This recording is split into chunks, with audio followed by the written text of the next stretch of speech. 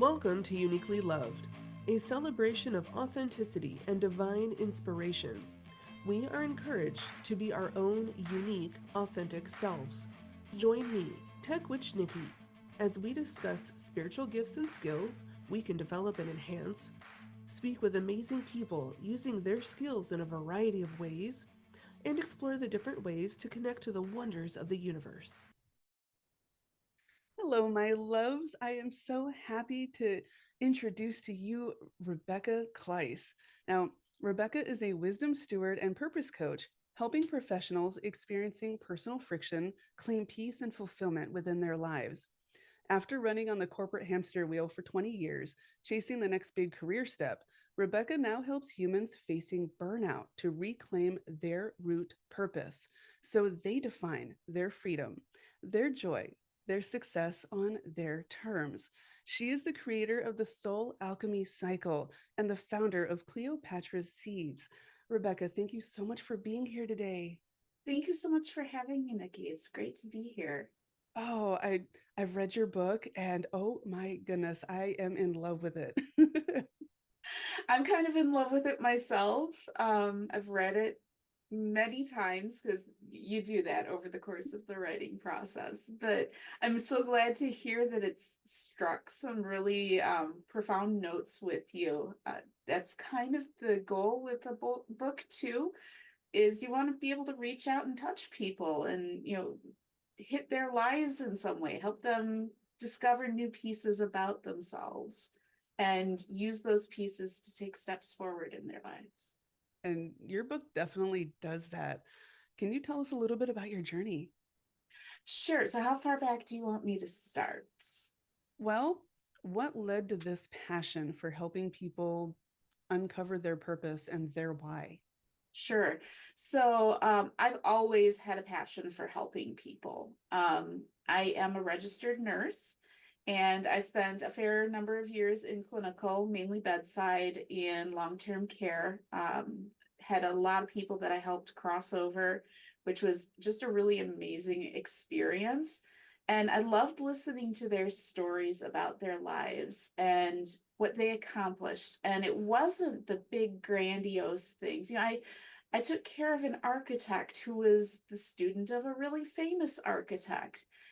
That wasn't what he talked about. He talked about the things he was passionate about, his children, his wife, Mhm. the things that he did in the mundanities of his life. That's where he was passionate and proud. And that's stuck with me. I moved out of clinical practice for a number of reasons, but one of the big ones was because I wanted to be able to make an impact on a larger scale. I love working one-on-one with people, and I have a drive to really make a broad impact. So I moved into state service, working in state government about 8.5 years ago, and worked for a while as an auditor within our Office of the Inspector General in the Department of Health Services. So I was auditing Medicaid claims and just making sure that there were funds available in Medicaid that were being spent properly so that people who needed care could get the care they needed, that there was money there to pay for that care. Um, After about 4.5 years of that, we had COVID hit, and it kind of became an all hands on deck situation. I got voluntold into the COVID response in my state and found that it was a place that I thrived. I was surrounded by really amazing people who were incredibly intelligent, way smarter than me. And I was able to learn so much from them on a daily basis. And they gave me the leeway to do things that I'd never had the opportunity to do before and expand and grow my own confidence, my knowledge bases, the opportunity to experiment and make mistakes. Those are things I'd never had. And COVID was a really good experience. I didn't want to leave the response at all at any of the opportunities that I had to leave. And it took a toll because we were working 60 to 70-hour weeks, week after week after week. I was working 7 days a week. Um, Wow. Yeah, it was rough. It was rough. And after a while, you get burnt out. It's, everybody gets burnt out. And I think COVID hit a lot of us, no matter what industry you're in, and pulled a lot of us into burnout. And there's also a couple of different ways we use burnout right now in our culture, right? So you've got, I'm burnt out because I haven't slept right for a while. I'm just really tired. Or I'm burnt out because I've been doing this thing for a while and I'm kind of bored of it. And then there's the burnt out of my resources are depleted. I'm bone tired. I don't know when I'm going to feel normal again. I've given everything and there's nothing left to give. And yet I'm going to get up tomorrow morning and I'm going to give more anyway. And that's where I found myself at the end of the COVID-19 response within my state. I was broken. I had given everything I possibly could, and I was still being asked to give. And, I've got a family to feed and house, so I kind of had to do it. And I knew I was burnt out. I knew I needed a way forward. So I started going into everything Google dropped in front of me. There were books, there were programs, there were meditations, there was retail therapy, which is really easy to get sucked into. Oh yeah. I love myself some retail therapy. Don't get me wrong. Especially when it comes to like crystals and stuff. It's dangerous. Um, but none of it ever really lasted. Like I would take a couple of days off of work and I was feeling pretty good by the end of the couple of days. And then I got right back to work. And within a day, I was pulled back down to that same bone tired feeling because what was waiting for me was the same burnout. It wasn't like it evaporated just because I took a couple of days off or went shopping or got a massage. It was still there. All I was doing was treating symptoms. And as a nurse, I know that's not a good way to go about things unless you don't have any other choice. There has to be a way to treat something. Otherwise, you're just providing supportive care. And you need to hope that your patient is just going to have the chutzpah to get through it. And I didn't. So I'm like, okay, I guess I am going to figure this out because there were no more resources available to me. And so I dove into some shadow work and I did some deep shadow work. And it was a process, as shadow work tends to be. Oh yeah. Yeah. And I came up with this method that, really looks at what's the root cause of burnout. And it's not stress. Stress is a symptom, not a cause. And how do you address that root cause, especially when it becomes something that is ingrained in our society and something that we don't necessarily have the power to change as individuals? We still have a responsibility to ourselves to make sure that we are in the best place we can be. And you have to be able to address the systemic issue. So that's why I developed the soul alchemy cycle. I developed it for me because I needed it. I needed to figure out how to get myself from that burnt to a crisp, basically ash place, to where I could be me, where I felt like me again, where I could do the things that I love to do. I could be with the people that I loved and they could recognize that I was me again. I knew I had a huge, long life ahead of me, and I didn't want to be living it as a pile of ash. So I built this whole alchemy cycle for myself. And then I'm sitting here with this great tool. I can't just keep that to myself. That's not me. That's not who I am. That's not part of my purpose as an adjective, which is in the book. It's I have to share it with other people because it's such an amazing tool that allows you to just shift your perspective and find your way of living as yourself. It's not a one size fits all, it's a customize it yourself based on your needs tool.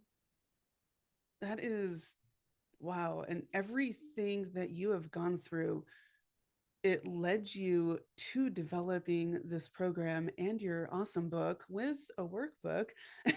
And we keep talking about it, but we haven't even said the title yet. Right. So the title actually came to me in a dream, which was kind of crazy. The title of it is When What Gives Way to Why. And that kind of talks to both the root cause of burnout and the solution to it. Our root cause is a what?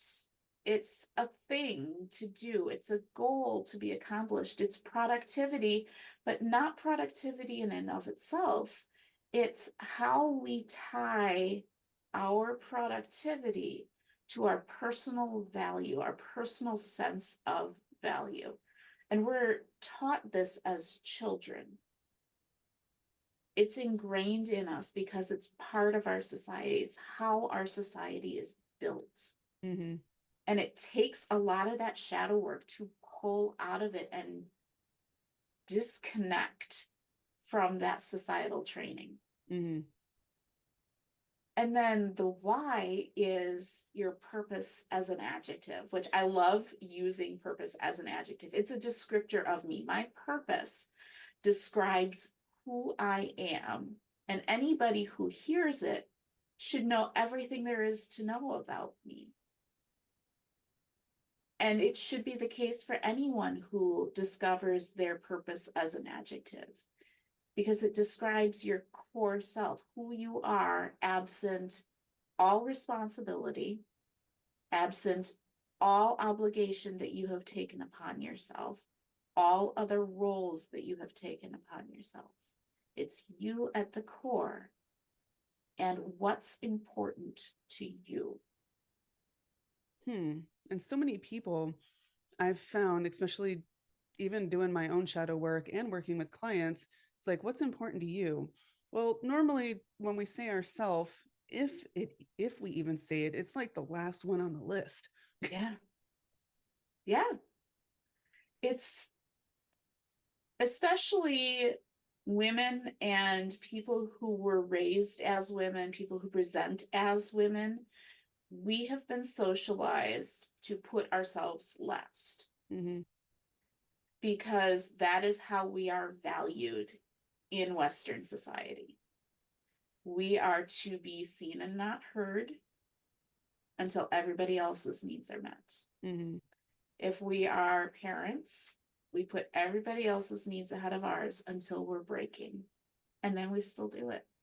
We have to, because We who's have going to. to take care of the kids? Exactly. I mean, Who else is going to do it? yeah, even if you have a really good partner, it's still it's hard. Adulting is hard anyways. It is. It is. And so many people stop at, oh, it must just be stress creating the burnout. When, like you said, it's only a symptom, it's not even the root cause. But most people don't go any further. Right. So it's not just a simple case of don't stress or stress less.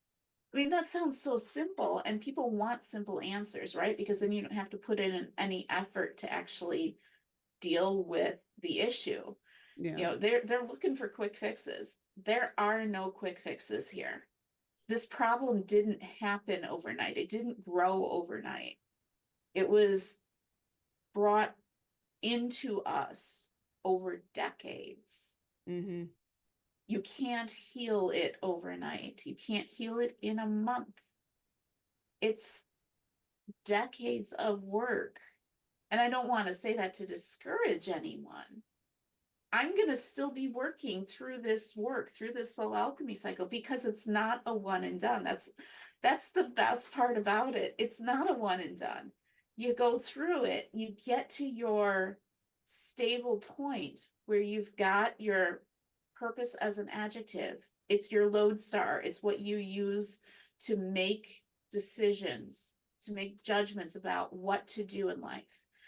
And when you start having friction, you go back and you revisit it and you do the exercises again and you figure out, how have I changed? How have I grown?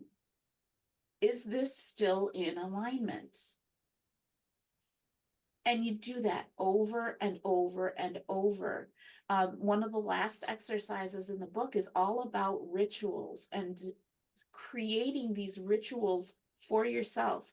Rituals aren't luxuries. This is a fantastic story I heard. I think it was on NPR at one point or something, about how rituals are a necessary part of our lives. Without rituals of some sort, we all have them, Mm-hmm. we would not know how to move through our lives.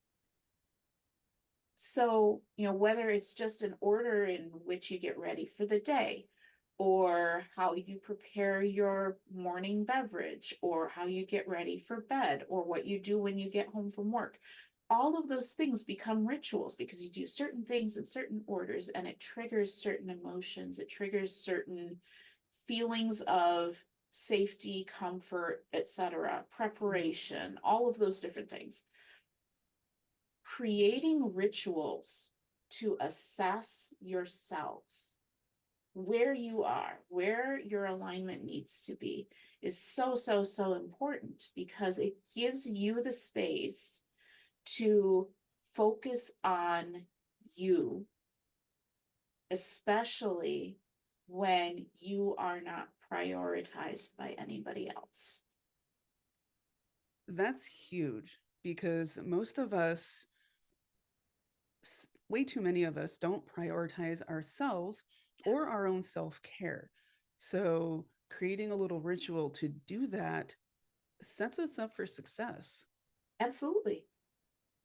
And that's what this program is all about, is setting yourself up for success in the way that is correct for you. So my ritual isn't going to look like your ritual, isn't going to look like the next person's ritual. There's another exercise all about setting up your space that is your own personal space where you can do assessments, where you can go and retreat to when you need to, that is comfortable for you and that has boundaries around it so that other people don't intrude into it. My space isn't going to look like your space, isn't going to look like the next person's space, because the things that are important to us, the things that we each value, are different. Mm-hmm. We've lived different lives. We have different things that matter to each of us. And so creating these things for yourself, working through the exercises for yourself, sets you up for long-term success. And you can go back and revisit them and adjust them as you need to meet your goals, to find your freedom, and to do it under your terms. That's awesome because we're always growing and evolving as we Yeah. shed old identities and Yeah. figure out what drives us anyways. So having something that we can keep revisiting with new eyes, new Yeah. experiences is it's wonderful. Absolutely. And you can incorporate, if you do lunar rituals, you can incorporate it into your lunar ritual too. With the new moon, you can be bringing new things into your space. With the full moon, you can be purging things that no longer belong there out of your space. So you can incorporate these rituals into ones that you're already doing, or you Mm-hmm. can start new ones. It's really entirely up to who you are and how you're practicing. And the questions and the exercises that you have set up, Mhm. it's broken down to where anyone can just pick it up and read that portion and do it, and Yep. it doesn't have to take weeks. It can take No, a few minutes a day at most if that's all you have time for. exactly. And it's a pick up and put down. Some of the more lengthy exercises are when we start digging into who you are at your core, as opposed to who you are under all of the identities that you've assumed. But even those are pick up and put down. You can do a little bit here, a little bit there. You don't have to do it all in one go. And sometimes it's even better to not do it all in one go, because then your brain gets a little chance to germinate on some of the things that you did in the exercise, and you can come back to it with new insights. Mm-hmm. Writing down all my identities, it's like, oh yeah, quite a few just came really, really easily. And then a Uh-huh. few days later, it's like more ideas would pop in. It's like, oh yeah, I guess I could identify like that too. Okay, Yeah. I'll write that down. Yeah. And I'm glad you brought up identities, because that's another big theme in the book, right? Are your identities. You've got your core identity, who is the you that was born. And then you've got all of your learned identities, and those are the roles that you have learned as you've lived your life. So that's you, the child, that's you, the sibling, potentially, you, the parent, partner, friend, coworker, classmate, all of the different ways we interact with people Hmm. are identities, and they have different rules around them. And some of those rules overlap and overrule rules of other identities.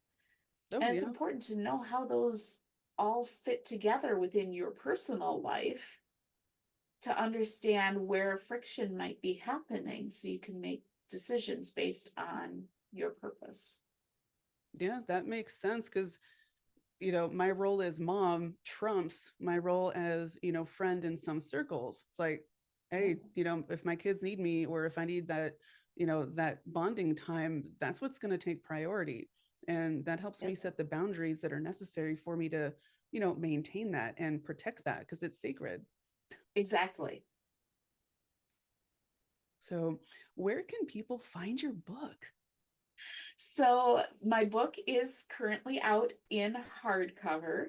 It is available on my website, which is www.cleopatrasseeds.com. You can also find the workbook there, and the workbook has worksheets to all 13 exercises that are in the book, plus a few little extra fun pieces. There are worksheets for a couple of the more challenging exercises to work through, available for free on the website, but not all 13 of them like are in the workbook. And then some exciting news: the paperback version will be coming out on April 26th. I almost said August. It's not going to be quite till August. We're going to get it out for April. So that'll be coming out, just a little bit, over a month now. So I'm really excited about that. And they are sometimes available on Amazon as well. You can order them from bookstores. If you're just looking for the book, you can even go down to your local library, and if they don't have it, you can request it and they'll order it in for you. So lots of different ways to access the book. And then again, those worksheets that are available for free on my website, you can download those, copy them, whatever you need to do. The goal here is for you to have access to the tools that you need to make the progress that will help you on your journey. I love that. And you also offer one-on-one sessions with people, don't you? I do. I offer not only one-on-one sessions, but I also offer group classes. Ooh. So, yeah. So there's different dynamics there. So if you're looking at wanting to work through the entire soul alchemy cycle by yourself with one-on-one support, I'm available for that. And there's information on my website about how to engage with me for that as well. There are also ad hoc sessions available. So if somebody's interested just in like getting one question answered, we can make that happen too. And then group sessions, I'm going to be starting those up early this summer. I will be having classes that people can sign up for. And they're going to be separated into 3 different sections. So the first section, I believe, is 4 weeks long, and then the second one is 6 weeks long, and the last one is a one-on-one, and that one is 4 weeks long as well. And the reason the last of those sections is one-on-one is because that last section is really focused on you and your goals, and that's really hard to do in a group environment. But the first 2 sections, you get the group dynamic there of hearing other people's experiences, which may help you remember things and make connections in your own work. I love working in groups because people have amazing ideas and experiences that I love learning from. Learning is one of my core values. So it's always great to have a bunch of people in conversation that can play off of each other. That is amazing. Do you do these online or in person? I do them online. I like to make sure that, again, it's accessible as possible, which means that in this day and age, we're doing Zoom meetings. That makes it available to anybody really across the world, as long as they're able to get online at the same time we're holding the class. And that just brings everybody from, different cultures, different areas together, which enhances our learning. It's a lot harder to learn when you're all from the same group. Bringing in different experiences just makes that a lot richer. That is so awesome. Is there anything else that you would like to bring up that anybody would want need to know? Oh, that's a really good question. I will share, this is really, really new. I have started work on my next book. Ooh. And the next book is actually going to be the first of a series of 3. And it's going to be based on my personal purpose. So my personal purpose, which is in the book, is fight wisely, share freely, and love recklessly. And I'm actually going to do them a little bit out of order. I'm going to be starting with love recklessly. So that one is in the works. It's very, very early in the planning phases right now. I have just started to map out the outline for it. But I'm really excited about this because I'm looking at this as a way for us to bring these same concepts of freedom and joy and peace from the individual level now to a more societal level. How do we interact with one another? Now that we've got ourselves figured out, how do we interact with one another and make our entire society a better place for all of us to be? And you said in the beginning you knew you had a bigger purpose. Wow. Yeah. Yep. That is so amazing. I love it. And all of that will be definitely getting posted on your website when they are It complete. will be. Yes. Yep. So I will also be sharing information as I go along on my newsletter, which you can sign up for on the website. Awesome. I'm definitely going to be subscribing. Oh, cool. Look forward to seeing you there. And I will definitely be putting the website in the description, so you can just click on the link and go over there. Definitely check everything out. It is, oh, the book, When What Gives Way to Why, it's really, I love it because you speak to the reader as if you're just talking to them, and it's so personable and so easy to read, and it's just like, oh, she gets me. I do. And a lot of it is because we all have so much in common. And we tend to forget how much inside we are alike. Yeah, and even if the identities and labels and even the Mhm. experiences are different, there's so much that unites us. And Absolutely. uh We're human. yeah, and the more we heal ourselves, the more we heal the world around us. And Yep. you're taking it to a whole nother level, which is amazing. I'm so glad that I have the opportunity to.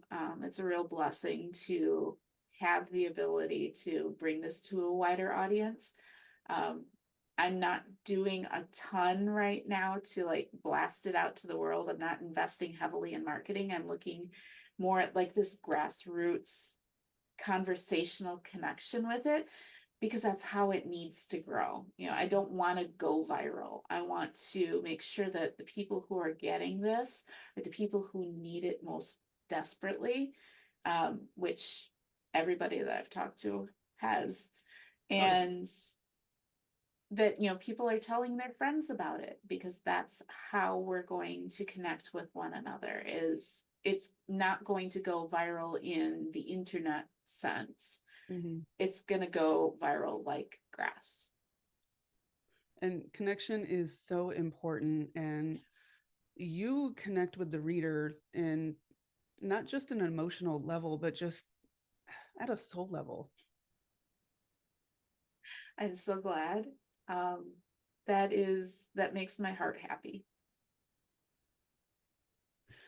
Thank you so much for being on the show today. It's been an Yeah, absolute pleasure. thank you so much for having me. It's been an absolute delight being here with you and chatting with you, Nikki.